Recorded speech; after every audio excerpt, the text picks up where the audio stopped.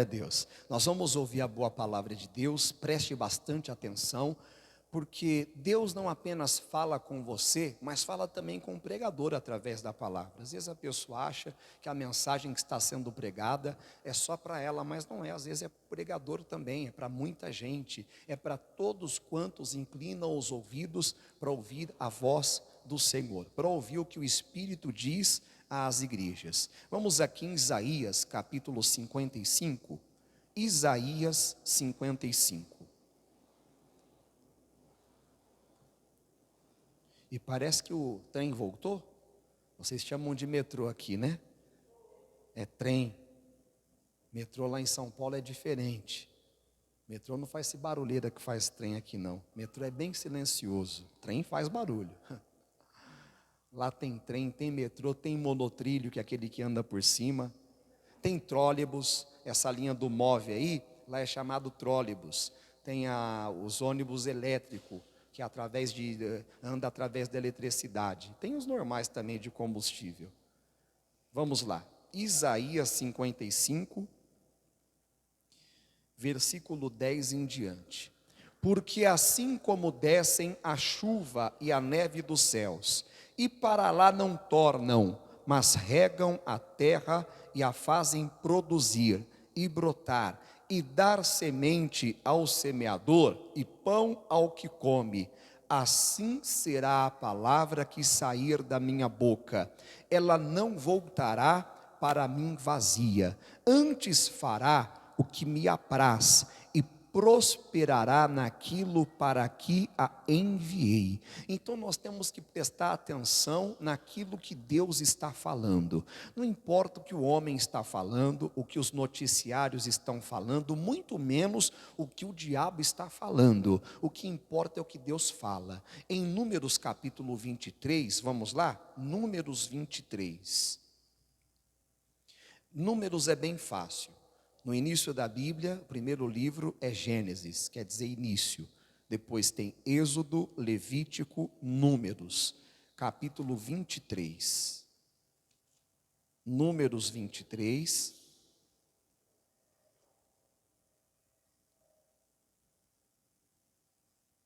Versículo 19. Deus não é homem para que minta, nem filho de homem para que se arrependa. Porventura, diria ele, e não o faria, ou falaria, e não o confirmaria? Então por isso que você tem que ficar firme quando Deus falar alguma coisa ao seu coração. Quando Deus liberar uma promessa, uma declaração de algo que Ele já fez na sua vida, fique firme no que Deus falou. Por mais que o inimigo esteja mostrando o contrário para você, que você vai ao médico e ele te entregue um diagnóstico de uma doença terrível, que você ouça que o seu caso é irreversível, que o inimigo tente lhe convencer que para o seu caso não tem jeito. Mentira, o diabo é mentiroso e pai da mentira. Deus é verdadeiro, o que Deus falou está falado, o que Ele determinou está determinado, e nada nem ninguém pode mudar. É o que aconteceu aqui. O versículo 20 diz: eis que recebi mandado de abençoar, pois Ele tem abençoado e eu não posso revogar. Quem falou isso daqui? O Balaão, quando foi contratado para amaldiçoar o povo de Deus. E ele não pôde amaldiçoar o povo de Deus. Por quê? Porque o povo já estava abençoado. Como vai amaldiçoar um povo que já é abençoado? Então nós temos que crer, pessoal. Nós somos esse povo abençoado. Jesus pagou um alto preço para sermos esse povo abençoado. Em Gálatas capítulo 3, diz que Cristo se fez maldição por nós e nos resgatou da maldição. Então toda a maldição que recaiu sobre Adão e Eva, por causa do pecado que eles cometeram. E qual foi o pecado, pastor? Que eles cometeram, que fez o diabo entrar no nosso mundo e causar todo esse caos, sofrimento, doenças e tudo mais que faz a humanidade sofrer. Foi eles não crer naquilo que saiu da boca de Deus. Deus falou para eles: olha, de toda árvore que tem no jardim, vocês podem comer livremente, mas da árvore do conhecimento do bem e do mal, vocês não podem comer, porque no dia que vocês comer, vocês vão morrer. E aí a serpente então enganou a Eva, dizendo que se ela comesse daquele fruto que Deus proibiu de comer, certamente ela não morreria, eles não morreriam. E ela deixou de crer na palavra que saiu da boca de Deus, para crer na palavra que saiu da boca da serpente, do diabo.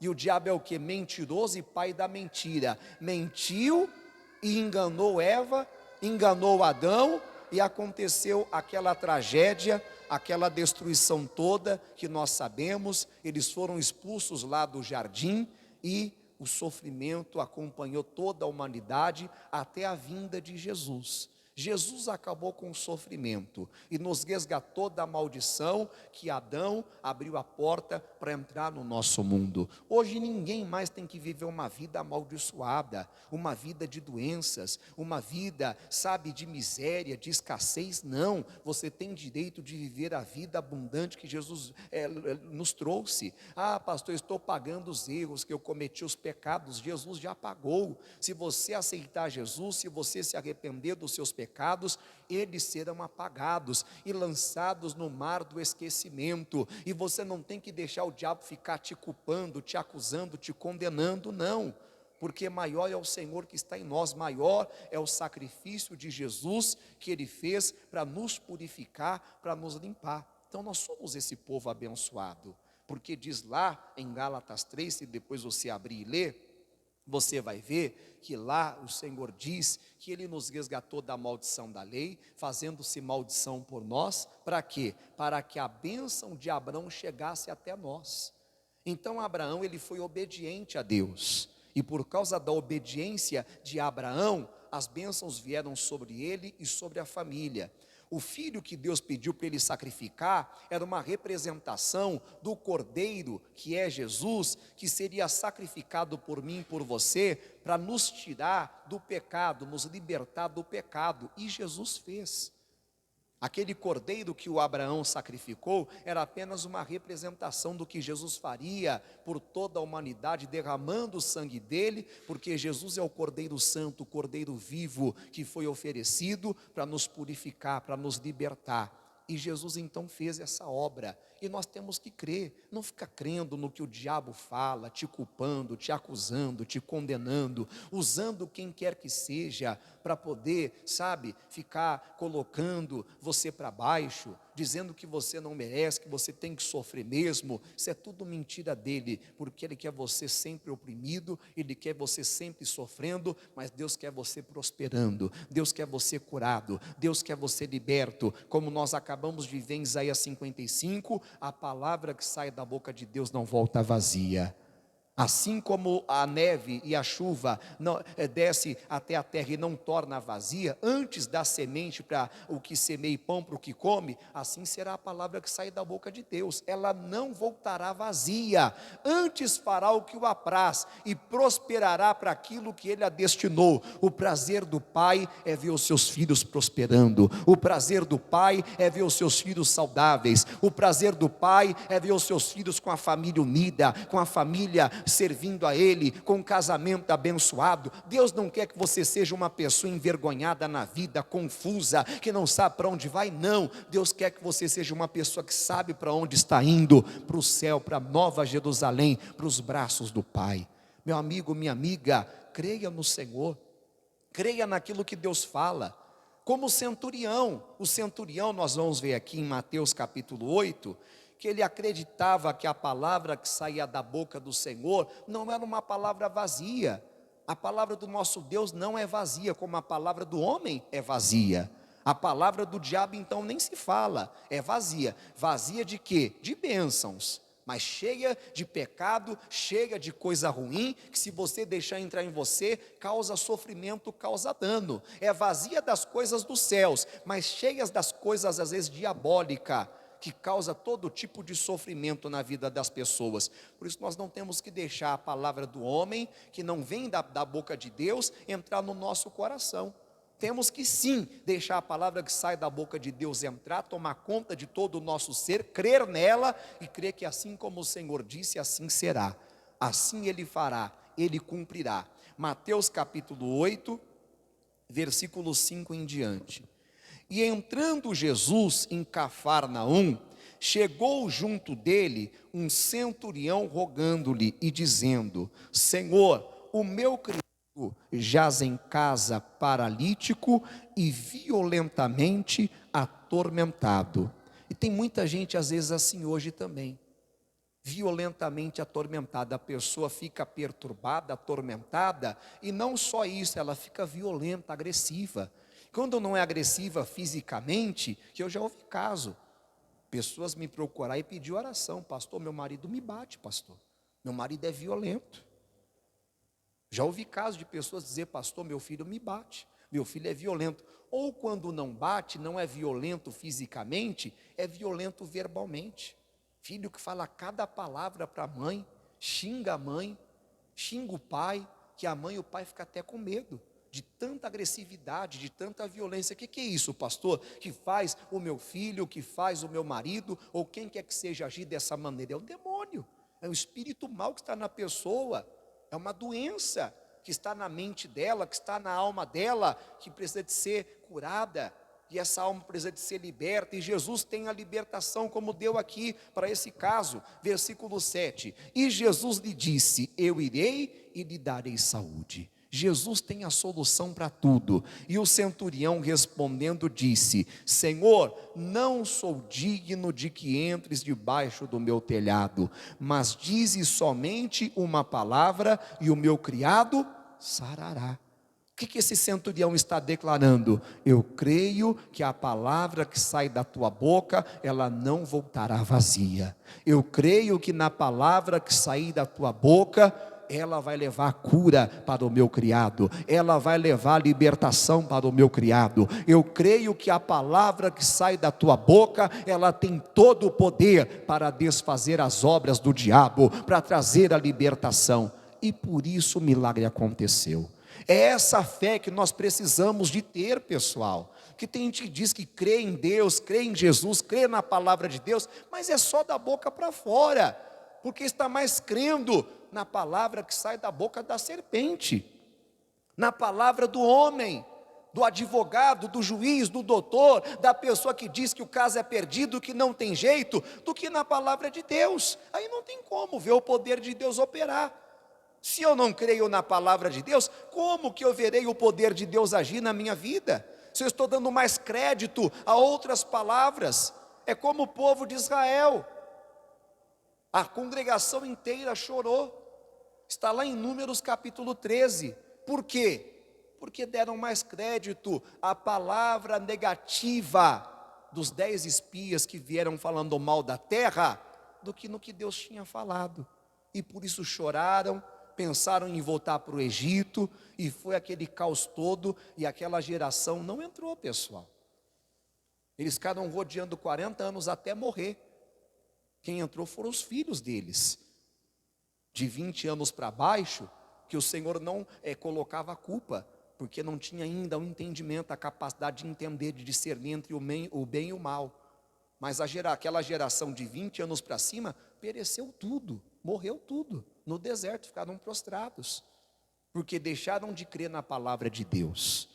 E se você fizer a mesma coisa, vai acontecer o mesmo com você. Aí você não entende por que as bênçãos que Deus prometeu não alcançam a sua vida. Você não entende por que você está na igreja, ouvindo a palavra, mas não vê a palavra se cumprindo, porque não está crendo. É como Isaías 53 diz: quem deu crédito à nossa pregação? A quem se manifestou o braço do Senhor? A gente não está dando crédito ao que o pastor está falando, porque eu não estou falando aqui, não é palavra de homem aqui, que é a palavra de Deus.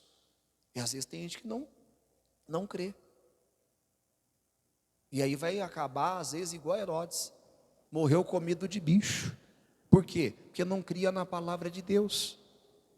E o povo até disse: voz de Deus e não do homem. O povo não queria saber de voz do homem, estava cansado de tanta palavra, sabe, sem poder, palavra que vazia do poder de Deus, mas cheia do poder, como eu disse agora há pouco, das coisas ruins. E ele expirou e foi comido de bicho. Por quê? Porque não cria no poder de Deus, na palavra de Deus.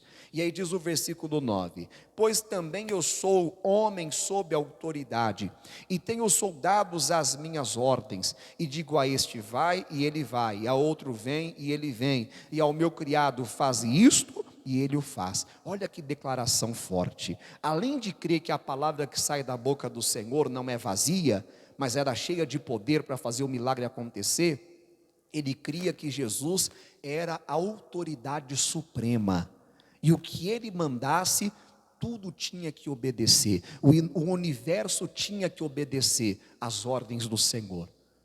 A doença, o mar, é como os discípulos disseram quando Jesus repreendeu o mar, a tempestade, e houve bonança. Eles ficaram tão impressionados que disseram que um para o outro: quem é este que até o vento e o mar lhe obedecem? Eles não criam. Próprio discípulo de Jesus, os próprios discípulos de Jesus, que andava com ele, ouvia as palavras dele, mas ainda não estavam crendo. E assim estamos muitos de nós, andando com ele na igreja, ouvindo a palavra dele, mas não estamos crendo. E temos que aprender a crer. Pedir para Deus: Deus, me ajuda a ter um coração que crê na tua palavra, que crê que o Senhor é o Todo-Poderoso, que o Senhor é o Supremo. Supremo é o nosso Deus, pessoal. Supremo é o nosso Jesus, porque está escrito aqui na palavra, e ela não pode ser anulada, ela não pode falhar. A palavra do homem falha, o homem é falho, por mais poderoso que o homem seja, por mais que ocupe o maior cargo que exista no país, ele é falho. Mas o nosso Deus não falha. Em João, capítulo 10, versículo 35, eu leio aqui: se ele chamou deuses àqueles a quem foi dirigida a palavra de Deus, e a Escritura não pode falhar. Tudo pode falhar, mas a Escritura, a palavra de Deus não pode falhar. É como diz também lá em Mateus 24, 35, o céu e a terra passarão, mas as minhas palavras não haverão de passar. É como ainda diz lá em Josué, no capítulo 21, versículo 45, que nenhuma palavra caiu em terra, de toda a palavra que Deus falou, tudo se cumpriu, e Deus quer cumprir na sua vida também. Quando, pastor? Quando você crê, não da boca para fora, mas crê de todo o seu coração. Aí aqui ainda em Mateus capítulo 8, versículo 10, e maravilhou-se Jesus ouvindo isso, e disse aos que o seguiam: em verdade vos digo, que nem mesmo em Israel encontrei o quê? Tanta fé. Fé no quê? Na palavra. Fé no que Jesus disse. Fé no que sai da boca do Senhor. E eu lhe pergunto: onde está a sua fé? A quem você tem dado ouvidos? Em quem você tem crido? Não basta apenas dizer em Jesus.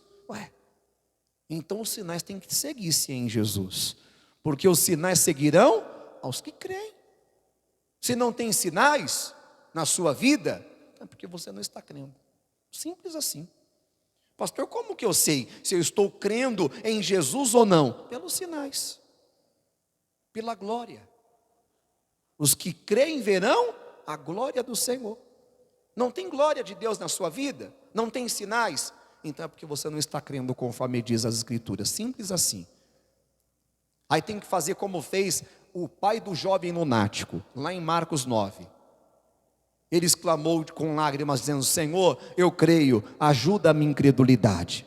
Que Jesus disse para ele o quê? Tudo é possível ao que crê. E ele não estava crendo, ele achava que estava, mas não estava. E Jesus: tudo é possível ao que crê. E ele: então eu creio, Senhor, ajuda a minha incredulidade. Ele reconheceu: eu estou sofrendo por causa da minha incredulidade. Não é por causa da incredulidade do governo, não. Ah, pastor, nós estamos assim sofrendo por causa da incredulidade do governo. Não. Salvação individual. Se o governo não crê em Deus, se o governo é laico, não tem religião, nós temos, não religião, nós temos fé no Deus vivo. Que eles dizem que é laico, né? Mas laico, você vê que não é bem assim como eles dizem, né? Às vezes puxa para um lado. puxa para um certo lado. É laico, né? Entre aspas. Mas vamos ficar entrando muito nesse assunto aqui não. Vamos ficar aqui na palavra que nós ganhamos muito mais. Amém? É a palavra que nos abençoa e muito. Para terminar, vamos aqui em João capítulo 8.